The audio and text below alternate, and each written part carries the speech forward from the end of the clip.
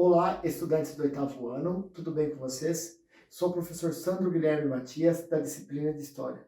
E a nossa aula de hoje será a independência dos Estados Unidos da América. Bem, os objetivos da aula são conhecer uma das revoluções burguesas, reconhecer os fatores que influenciaram o processo de independência, perceber a contribuição do iluminismo, demonstrar a importância e a participação da população no processo de independência. Mas antes, vamos relembrar o que estudamos na aula passada? Bem, na aula passada estudamos sobre o processo de colonização das 13 colônias, a importância do comércio triangular americano. E hoje veremos o processo de independência dos Estados Unidos. Mas antes de nós entrarmos no nosso conteúdo, deixo a vocês uma pergunta. Vocês sabem por que a independência dos Estados Unidos foi um processo histórico bastante importante? Bem, este país que hoje conhecemos como Estados Unidos da América foi a primeira colônia a deixar de ser colônia, tornar-se independente e separar-se da sua antiga metrópole, a Inglaterra, e ainda influenciar vários países a também lutar por sua independência. Agora, vamos construir no caderno de vocês o mapa mental da aula de hoje? Acompanhem comigo. Bem, a origem da independência dos Estados Unidos está na colonização do país. O estabelecimento de 13 colônias costeiras, as quais tinham um certo grau de autonomia. Essa autonomia não existia por causa do modelo britânico de administração, ou pelas autoridades inglesas serem legais, mas porque o modelo de colonização das colônias do norte eram colônias de povoamento, na qual recebiam imigrantes foragidos das perseguições religiosas que aconteciam lá na Inglaterra. Além disso, aparentemente, o solo americano não havia riquezas naturais, tais como o ouro e a prata, e também não produziam grande quantidade de produtos tropicais que viesse a chamar a atenção dos ingleses. Então, devido a este formato de colonização e pouca influência da coroa britânica, especialmente as colônias do norte, vigorava ali uma política chamada de negligência salutar. A negligência salutar, ela possibilitou uma certa autonomia dos governantes locais. No entanto, no século XVIII, essa política chega ao fim, porque a Inglaterra vai envolver-se em disputas territoriais com a França. E uma dessas guerras ficou conhecida como a Guerra dos Sete Anos. Logo, a Inglaterra sai vitoriosa neste conflito, contudo, enfraquecida economicamente, e precisa encontrar outras maneiras para recuperar os prejuízos financeiros causados pelas guerras. E um dos meios encontrado pela Inglaterra foi promover a criação de uma série de leis e novos impostos e aplicar na colônia. E a aplicação desses impostos começou a mudar o relacionamento entre a metrópole e os colonos. Vejam quais são essas mudanças. Bem, primeiro a Inglaterra vai impor a lei do açúcar, imposto cobrado sobre os produtos do açúcar, do melaço, entre outros produtos. Vale lembrar que antes dessa lei, os colonos negociavam os produtos com quem tinha o melhor preço. Assim, a Inglaterra vai restabelecer aquele antigo pacto colonial e também o controle das colônias. Em seguida, ela vai impor a lei do selo, que cobrava imposto na circulação de documentos ou publicações dentro da colônia. Vale lembrar que alguns historiadores descrevem que esta lei foi criada justamente para fiscalizar os colonos, visto que as ideias iluministas, as ideias separatistas, circulavam dentro da colônia. Assim, prever alguma revolta futura. Depois dessas leis, a Inglaterra vai promulgar várias outras leis, para enrijecer cada vez mais a administração e controlar melhor as suas colônias. Isso vai aumentar as tensões populares, principalmente as colônias do norte, onde eles perderam aquela certa autonomia.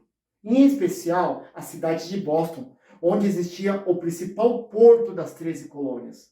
Lá em Boston, vai perceber as principais manifestações, até o momento que a Inglaterra vai promulgar a lei do chá. Claro que isso vai elevar as manifestações populares em outro nível, havendo até alguns confrontos, como foi o caso do massacre de Boston. Mas, dentre as manifestações, a mais famosa delas foi a festa do chá, onde 150 americanos, fantasiados de indígenas, entraram dentro dos navios ingleses e jogaram 350 caixas de chá ao mar. Em resposta a este episódio, os ingleses decretaram um conjunto de leis muito rígidas, que os próprios colonos chamaram de leis intoleráveis. As leis intoleráveis tiveram várias medidas, mas uma delas foi o fechamento do porto de Boston até que os colonos pagassem pelo prejuízo do chá. A partir daí, a galera começa a organizar-se em congresso. Vejam que em 1774 foi realizado o primeiro Congresso Continental da Filadélfia. Nesse congresso ficou decidido enviar uma carta ao rei da Inglaterra expondo as insatisfações populares. No entanto, a Inglaterra não vai aceitar nenhuma das negociações e, em contrapartida, os colonos vão reagir iniciando os primeiros confrontos, como foi o caso da Batalha de Lexington e também a Batalha de Concord.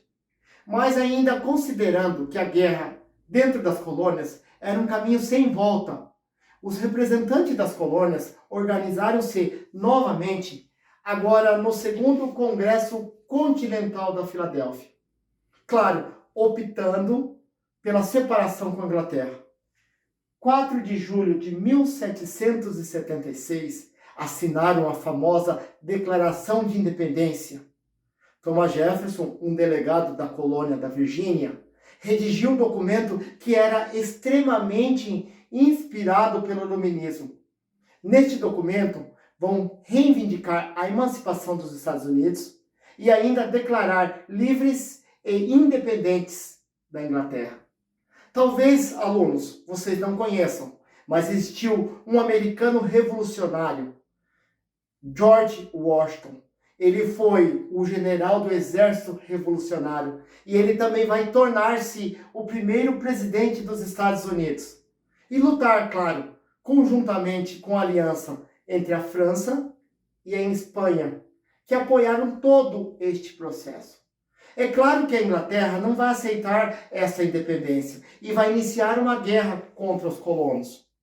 Contudo, a Inglaterra vai perder várias batalhas, mas ela vai perder a Batalha de Yorktown e será forçada a reconhecer a independência americana com o Tratado de Paris, 6 anos após a assinatura da Declaração de Independência.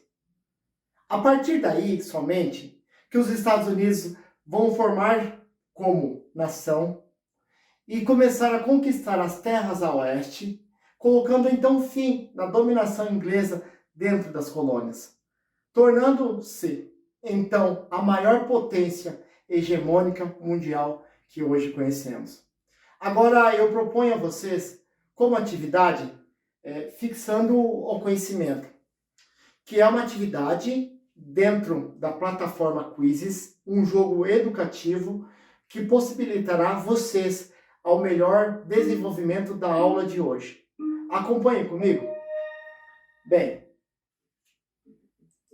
a imagem diz respeito a qual evento anterior ao processo de independência dos Estados Unidos? Vejam, analise a imagem.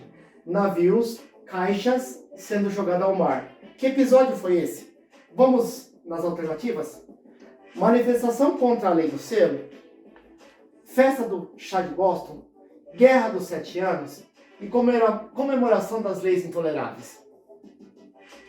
Alternativa número 2, conforme a gente estudou na aula de hoje. Bem, outra alternativa ou sugestão que eu deixo a vocês de como avaliar o nosso aprendizado da aula de hoje, eu chamo de retângulo do saber.